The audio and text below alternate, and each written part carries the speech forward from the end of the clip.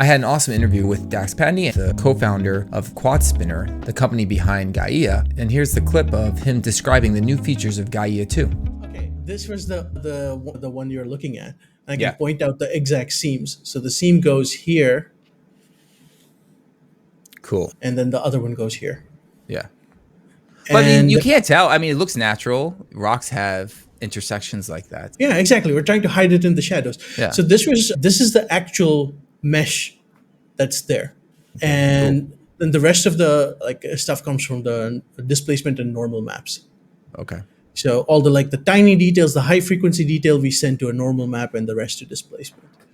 And I always have issues with my display. The reason why I always run away from displacement is because I'll put it on and then it lifts the geo so much higher or in a different area. I'm like, how am I ever going to freaking control this? It's so irritating.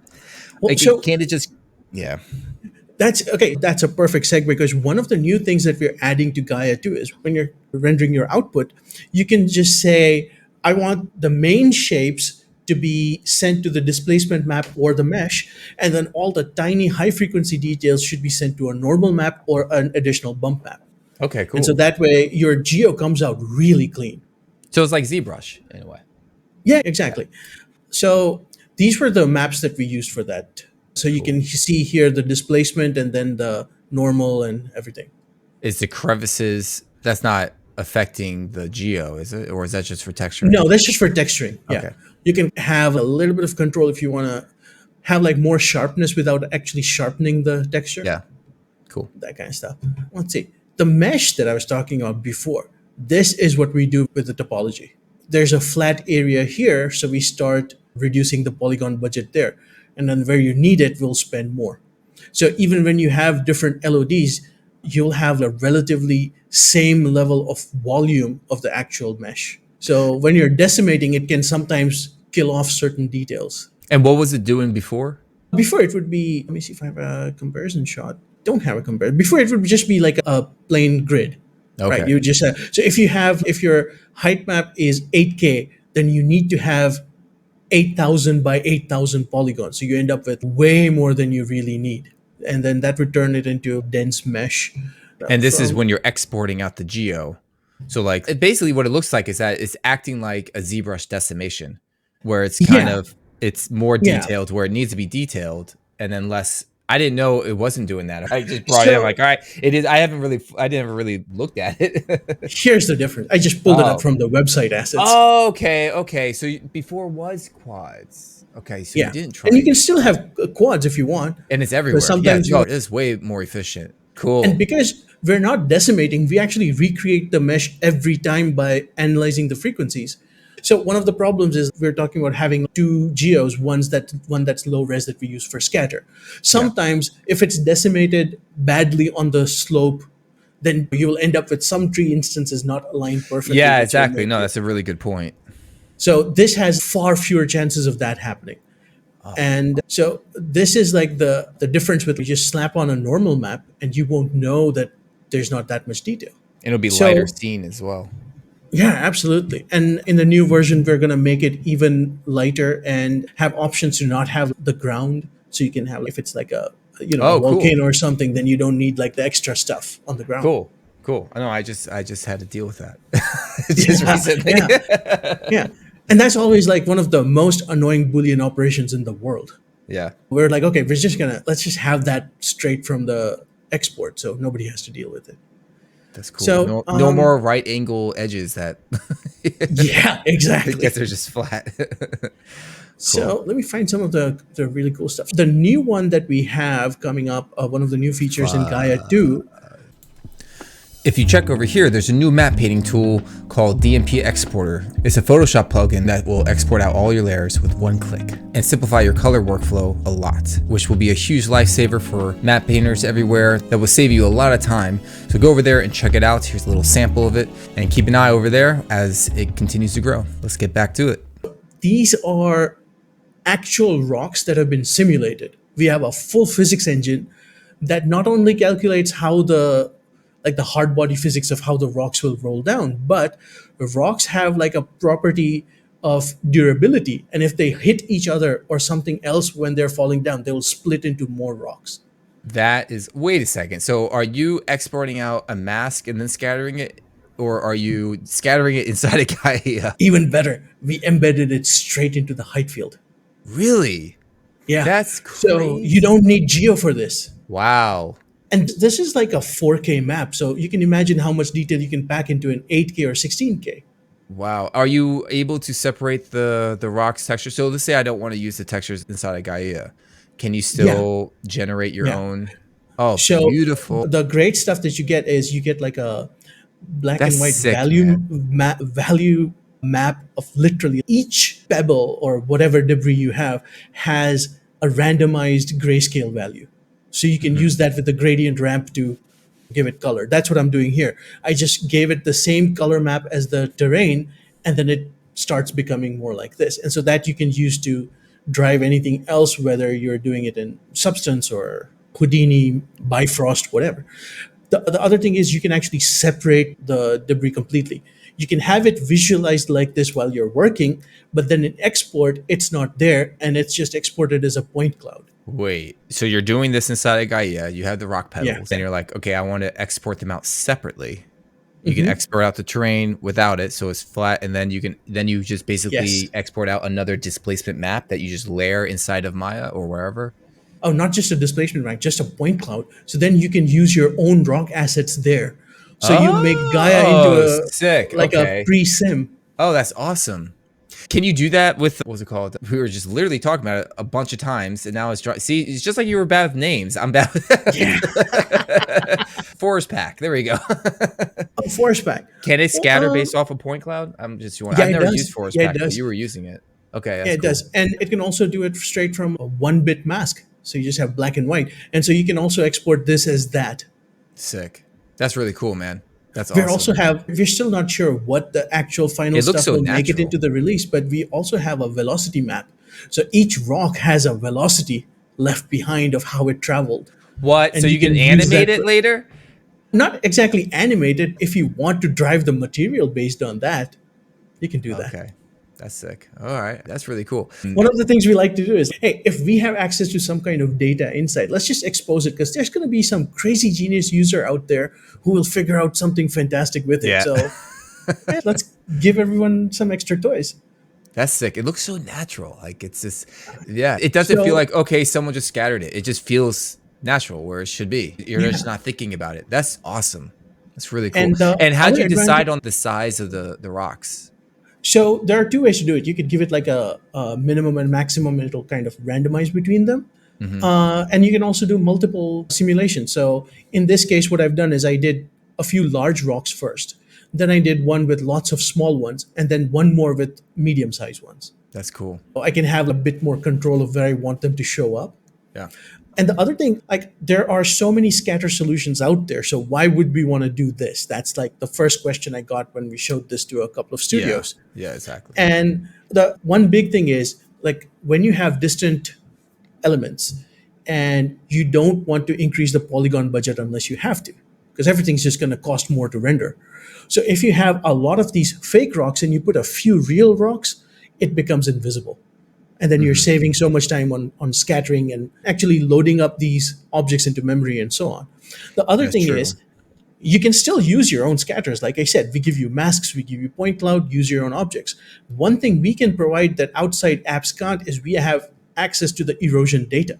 So you take the where map from erosion, which tells you where the surface was worn the most to generate these sediments, and you use that as the emitter for these rocks. And so then it's more natural than any other way. Yeah, it's what you're saying. It's just more natural. So yeah, they can Yeah. scatter it, sure, but it always looks like it's kind of scattered in a way. This Yeah. feels totally like you're having random bits of there in that area while it falls. It just feels like Yeah. it should be there. Like you're not thinking about that much. That makes sense. No, that's really cool. That's a really. I did not expect you to show There's this. a different there's a different view of the same. So you can see What the hell? It looks there's like more than a million little pebbles there. because it's in the crevices, but then it's yeah, man. That's really Yeah. cool. And It just like feels natural. when So you it's zoom in, falling you can on see the there's so much of it. yeah, exactly. Like all that, even just in the ripples of the sand, it's picking Yeah. that up. Yeah, that I wanted to do that very explicitly to show just how delicate the simulation is. That just because it's sand, it's not going to start like embedding things into it. And It then it knows how also, to like, stay on if top. this, it knows that this peak is here, so it's not doing it over here. And artists, like, Yeah. they probably just would have scattered all, like, this, typically they probably would have just grabbed the AO, gone on the Mm-hmm. edges or something, scatter across the edges, add a Yeah. little bit in here. This is just, it feels natural. This is really Yeah. cool. I mean, and imagine taking this into something like Unreal's PCG, where it can just generate content on the fly, and this can be one of the guiding maps for it. And how do you figure out the shapes of the rocks? So if you go back real quick. Oh yeah.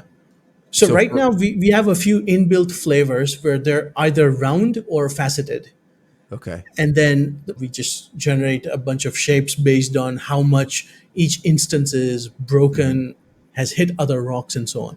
We also plan to have the ability to just bring in your own rock. See, that's what I was So going if to you have a ask. That'd bunch be of stuff, sick. yeah, we'll just treat that just like a stamping tool. So once the whole simulation's done, instead of creating our own rock shapes, we'll take what you give us and then do that. And it can even have a fair bit of randomization. So rotate and this and that. Because I was And just now gonna we all, say, since you can just export out the point cloud, you can just do it that way. But now you're saying you just do it in Gaia. yeah, exactly. That's sick. And because you saw the intelligent mesh budgeting, the polygon budgeting, you can imagine how this would remain pristine with like Yep. lots of polygons, and then the flatter areas of the sand would lose a lot of polys. That's really cool. I wonder if you could do this with not just rocks or pebbles, but maybe with, let's say, debris. So Well, burnt we're logs basically or gonna anything. put like a physics engine in your hands. You can like they don't have to be rocks. You can Yeah, bring in whatever object you want, and you have relatively free hand with how you want the physics to behave. that's sick. So it's like we actually have a slider called friction. And so you just choose the friction of this object, and that you can customize whether it's a log or a little pebble. Are these rocks still going X and Y, up and down? So for a height map, or is it Yeah, now so this is kind a of height map. This okay? is a height map. And not all the rocks are simulated, like from the debris simulation. Some of them are from our fake rock noise that we have already released in Gaia 1.3. So when you mix the two of them together, that's what I was saying. You have a few fake ones and a few real ones. It's hard to tell them apart from a distance. Yeah. And this is still, it's not costing you more because your mesh is still the same number of polygons, Mhm. like at least the maximum number of polygons. So Yeah, it looks super high res detailed. You'd think it'd be trillions and trillions, but it's not. So what I just brought up was that since they are still going up and down, the mhm, fact that you can still export out the point cloud, and you want it to say, instead of just a distance thing, you want it more of a hero asset or maybe mid ground. You can yeah, still export, scatter your own stuff. So then it's just layering each other. You have the real layering on top of something, right? yeah, Instead of just up and down, so it feels more real. So it's more realistic. yeah. And we That's already have really mesh cool. import, so you can bring in a 3D object, and then we have a Z depth scanner that turns it into a height map. We make a Z depth map out of it, and then turn it into a height map, and then you can do whatever you want with it. So if That's for a good artist, it's 5 minutes work to go into ZBrush and make like a bunch of really cool yeah. looking rocks. Yeah, that's So really cool, man. Was not expecting this. With Gaia, you have it as just a square. What's your method for extending it? Do you just throw it in? Because I know you have a bridge from Gaia to mhm. Houdini. Do you just throw it into Houdini so then you can just extend it and do the actual shape that you need for the level or for the shot? It's not That's every actually shot is just a been the square, right? biggest thing, the biggest bottleneck. Gaia is like screen space only. So what is the entire world? There's nothing Yeah. beyond it. Yeah. And it has to be like planned out well. And then I think a part of it is it's we didn't have enough tooling for these large scale worlds. That's something we're rectifying in 2.0.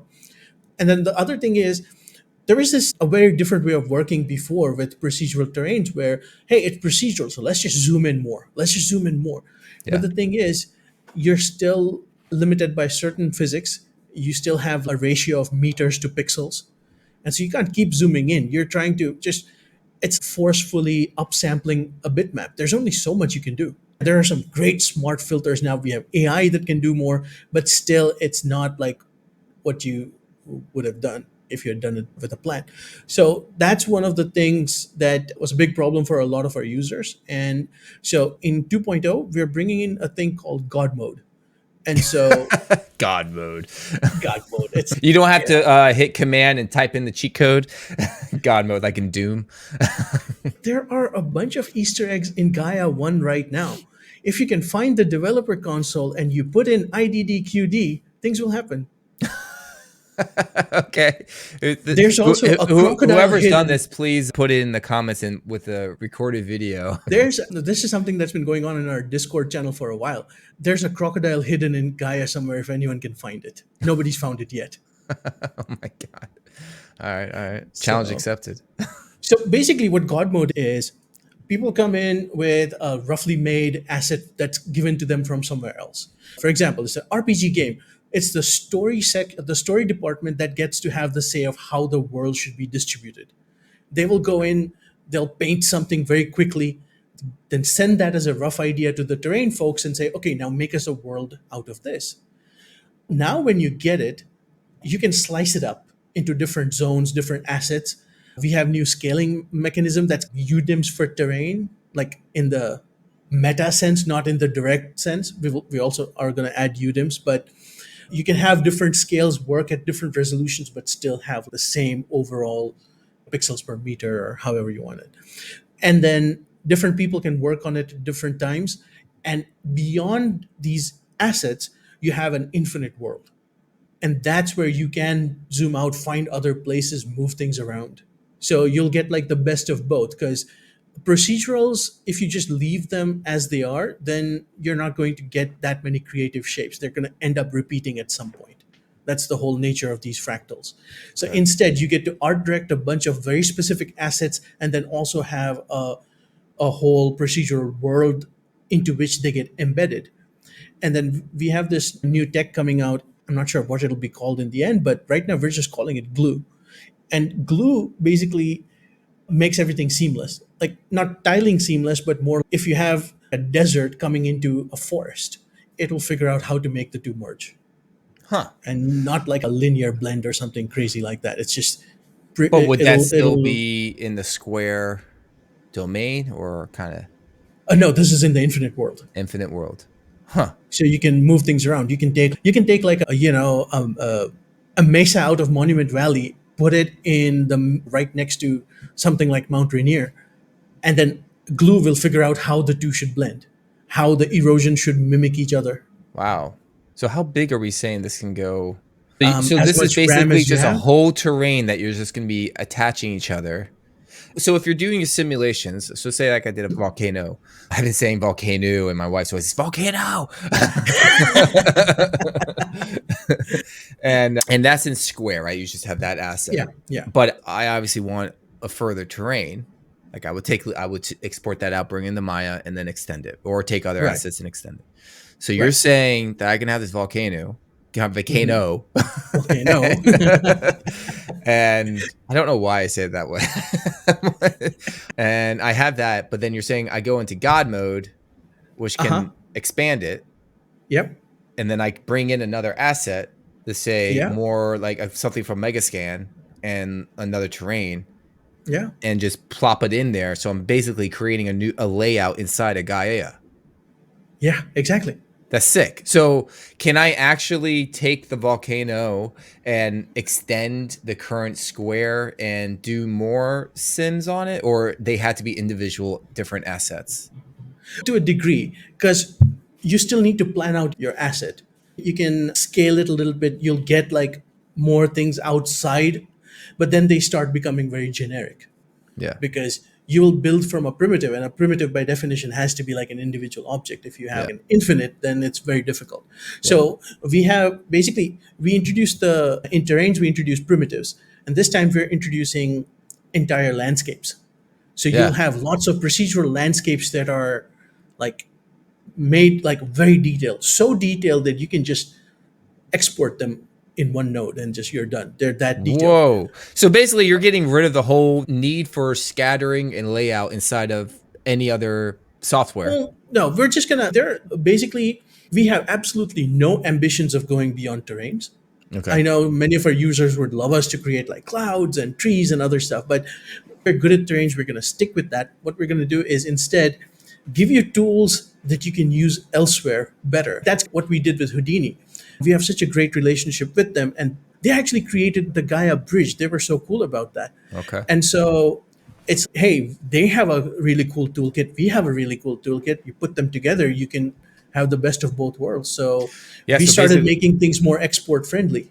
so instead of like scattering, it's just you can do your simulations of whatever you want to do. You expand it a Yep. lot bigger, export that Yep. out, and then do Exactly. your magic with other stuff. That's really Yeah. cool. That's And really for example, we do rivers. And so with the river, we will have a flow map that's like the directional flow. You yeah. can so easily use that in just with scrolling just the UVs on them to Mhm. make it look like flowing water and things like that. So we will prepare lots of things that you can take to your shaders or offline renderers or whatever. We try to give as much as possible. So if you go back to that original image with your water ripple, at the edge, you have clearly there was a water, like a river that was going here. It's all dried up, right? Yeah. But then you want to extend it because now you have to make another piece to extend it seamlessly with the water and the Mm-hmm. cliffs, right? So what you're Yep. saying now is you don't need to do that anymore. You can now have this water go around and then loop around and have a full horseshoe kind of thing and Well, not exactly. and go beyond this. Yeah, I mean, you can go beyond this, but this rock and everything, this is like pretty art directed. So those are Yeah. for primitives. So they're not going to just generate themselves. What you can do is you can create a copy of this, like of the whole graph, Yeah. make it slightly different, take it to the edge, and then you can make them merge. It will merge naturally. Like Yeah, if you're yeah. wow, that's so cool, But dude. if the idea is to take it to individuals, like individual shapes, like this could be like just one portion, like this much, and it's merged with this other. So if you know you're going to have to extend, you can start like putting in how we do with Megascan assemblies. We'll take them and kind of jam them into each other to hide the seams and then make it a larger glyph than what's available with just a single asset. So in the same way, you can start adding more. Cool. And it's a bit difficult to explain without visuals, but right now we're still in development, so Yeah. there's not much to show. But soon enough, we'll have a more precise concept of what can be done and how it can be done. Cool. So you said you have other things to show, right? Yeah. Yeah, So cool. one of the big things that, oh, actually, I have, before we move away from rocks, there's more rocks. Beautiful. And then Yeah. this. So, That's and this is like the same, the wall that we were looking at before. This uh-huh. is just like the slope and occlusion maps. Slope and So occlusion. Okay. just to show off the, it's like a terrain version of a clay render. Okay. Cool. And it's basically just that you can get so much detail. So we're now Yeah. going to invest a bit more in how to create these vertical objects. And Okay. so we'll have some tooling for that in the near future. Oh, Okay, cool. so the biggest complaint that we had was volume preservation. Like people come in with a shape, and when they erode it, you lose Yeah, the. yeah. If you go to any Gaia video that I've done on YouTube, I'll be saying bulk it up because erosion by definition will take things away. So Yeah. you have to make it bulkier than what you need. Hmm. And this time around, our new erosion algorithm can take like this is a primitive, and it'll turn it into this, and you can see like majority Oh, of the shape has been preserved. cool. You get what you expect or what you were originally expecting. That's really Yeah, cool. exactly. And you're able to art direct it as well. So Yeah. it's no longer about before. If you wanted, say, more grooves or more sediments, you had to increase the duration of the simulation. This time, we're going to give you options. So you can just choose, oh, I want more shapes like this, or I want more sediments flowing down slope. And then you don't need to increase the duration. That just makes the whole simulation a lot faster. And what if you wanted to just block in a layout with just cubes instead of doing a low res terrain like it was originally? Yeah, You can you just can bring bring it in, in here and then yeah. it will just, yeah, that's cool. Or you can do what I've seen some people do is they have when they're working in Unreal, then they will just they have the terrain painting tools which just paints up like a rough terrain shape. So you can bring that in and then erode that as well. Or Cool. some people prefer ZBrush, so they'll go in and quickly make something. So whatever way you want to work, that's fine. You can even bring in like satellite data and we'll turn that into a slightly fictional place. Sick. Speaking of Unreal, someone in my Discord wanted me to ask if there was ever going to be like a bridge or something between Gaia and Unreal. Yes. Up until now, we were like, one of the clear things is that Gaia is, even though we've been putting out new stuff, the engine's 5 years old. And so that was pre UE5 and all the new stuff. But having It's been said that, 5 years. God, time flies. I know it's we've just started work on a basic bridge for Gaia 1, and Gaia 2 will have a fully featured bridge. Cool. All right. So that'll be that. And we're paying close attention to how people are embracing Unreal Engine in all kinds of workflows. And yeah, we're looking at creating more tools. Like, for example, with these rocks and whatever, you can use that to drive procedural things in Unreal now. I need to start doing Unreal, man. You So and many me both, things. I brother. keep saying it. It's never going to happen. I just know it. I guess. So here's a taste of the new erosion. So this is on a primitive. This is like a couple of passes of erosion, and this is still running on the CPU, and this can do like a 4K terrain in about 5 or 6 seconds. Cool. So it's very fast, and actually I Well, see, should this is why I'm have thinking it was GPU, but nope. we should have we're making a new website too. So actually, by the time this gets published, there should be a website out there, and it'll show the exact numbers. But we did like live test of existing Gaia stuff. You have these named quick starts. So right now, I forget which one, but when you have more slopes, it just makes it more resource intensive to process. It was taking 500 seconds to do in Gaia 1. Same resolution, same specs, everything. The new erosion took about a tenth of the time. It did it in 50 seconds. What? And that's at So 8K. 500 seconds to 50 seconds. Yeah, and still on the CPU. Wow. So that was our erosion wizards have fantastic math capabilities. Why can't Maya do this? They just never want to No update comment. anything. And oh, one more thing, because we were just talking about Unreal, we're working on this open source project where we're going to have a bunch of different biomes in a single terrain. And we'll release everything to show it's going to be fully documented. It'll show how to make this in Gaia, how to export it for Unreal, and how to set it up with materials smartly in Unreal. Cool. So it'll be a full project available for everyone. So like a project, like a terrain like that, the top right corner that you were just looking at, Yeah, yeah. since you have it all split up into sections, if you wanted to bring the camera all the way down to the ground of the pond and then you're looking at the mountain, how high res would that be? Because usually what I've been doing is just I'll make one single asset of a mountain, or I'll make a little mountain range and stuff. But since you're breaking it up into these like 4 different areas basically, and you want to Right. zoom in all the way down there, is it going to be able to hold up the resolution if you export out? Can you say, Yeah. Because for this, we'll just export it as a tiled build. And this will be for Gaia too, so it'll have the new glue as well, which can let you have like disparate processed tiles very well. So the resolution for this it's pretty much how much RAM do you have? yeah, that's sick. Because even right now, like our tiling system is not as robust as we want it to be. But if you have a well put together workflow, you can have, we have clients creating, I think it was like 200K by 200K, like a Gosh. world. And And they're that's, using it for a game. Yeah.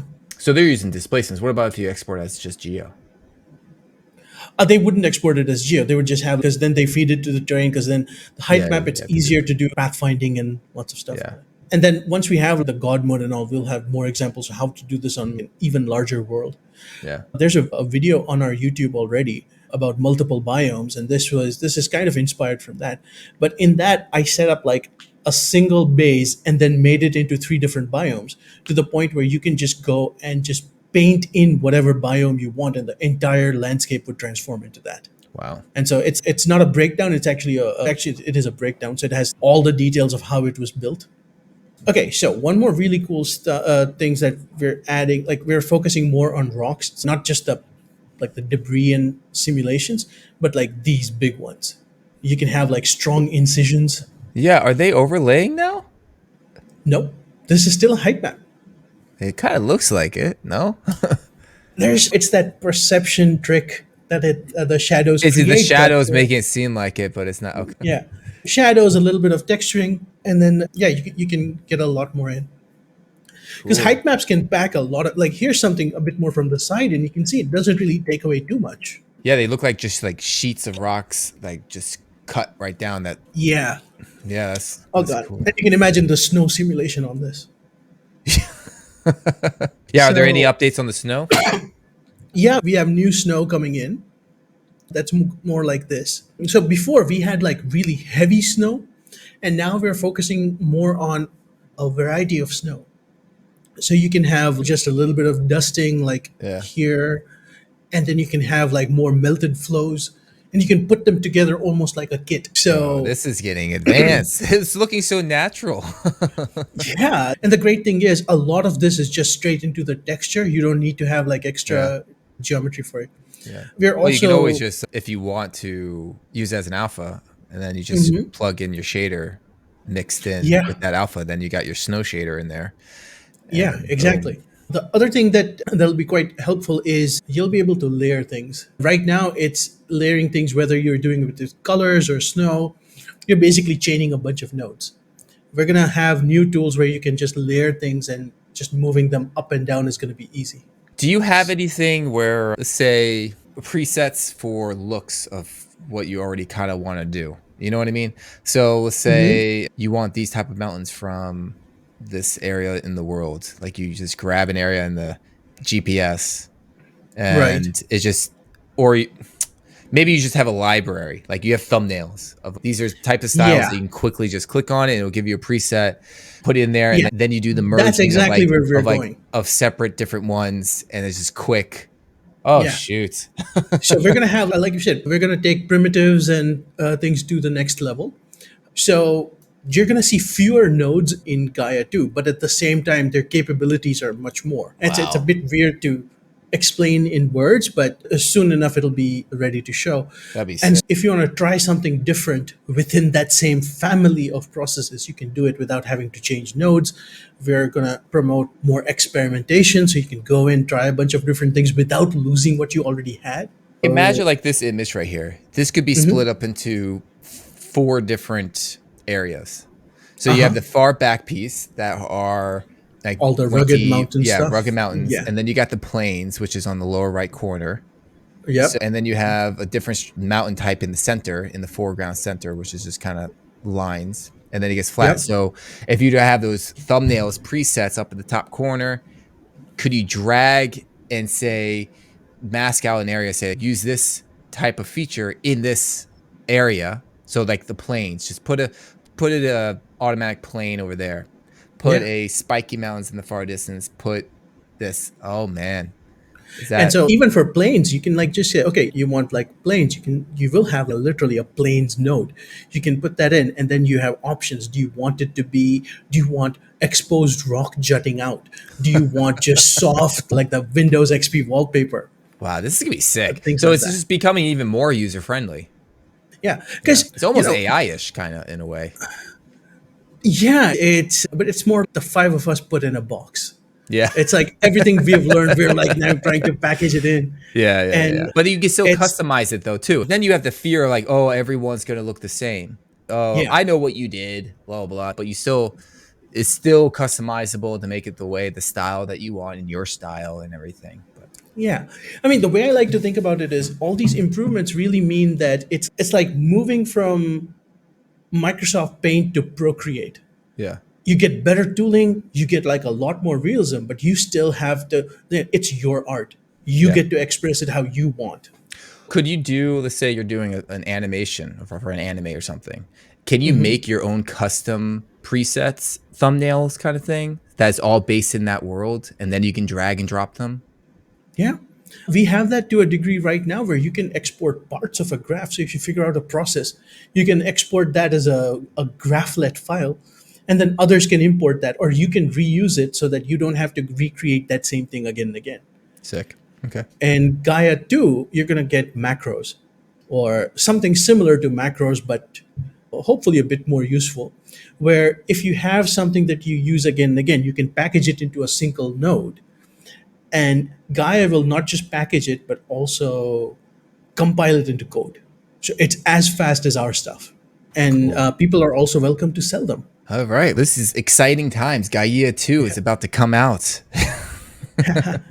I'm going to show a couple of last things.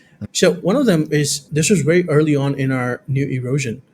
So this is our new erosion, and this is a screen grab from Google Earth. Oh, okay. So this is, I forget where it is. This is like central northern Europe or somewhere.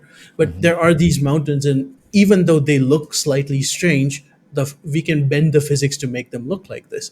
And even a new artist will be able to do that without having to learn how. Cool. A more advanced version is this. Whoa. So this is somewhere west of Zion National Park. And I really like that color scheme in the environment, and we were able to recreate it just like that. So you're recreating, like, how are you still doing it from node to node to node? Like, how are you recreating it? Yeah, we're still creating. And then How sometimes is it any different from the current version of Gaia versus the second one? you have different tools. You have a better way of laying things out, and you have a better way of picking color palettes, layering different materials, exporting them. We're also not in the immediate initial release, but in a patch afterwards or something like that. We're going to have support for PBR materials as well. Oh, sick. So basically, in the end, to be able to copy this image is just going to be easier than it is currently. Yeah. Awesome. Because it'll be like you pick out the right node just by looking at the different thumbnails, as you said. And then you put them together in the shape that you want. Then give it a picture of what kind of colors you want. And it'll figure that out. So I mean, it can do that right now. That's awesome. But it's a bit more complicated because there's a node right now called Synth. And you can give it a concept art or something. It'll synthesize a color map out of that. Oh, cool. That's awesome, man. I'm excited to get my hands on Gaia 2 for future projects. It's I can't wait to see what people will create with it. Cool. Let's see. I didn't actually check out the community section. Let me share my screen real quick. So typically what we do is I'll go over to the community section and give some feedback on artists that have uploaded. So this is the thing. And for you people that are new to Atmo, the homepage is pure professional quality work, just all uploaded by Atmo senior approved people. And also it could be an image that, well, actually I'll go to the community first before I say that. So in the community section, it's all whips from seniors and everyone else that is not Atmo senior. So you can actually check out student art, junior, mid-senior, and senior whips. Nice.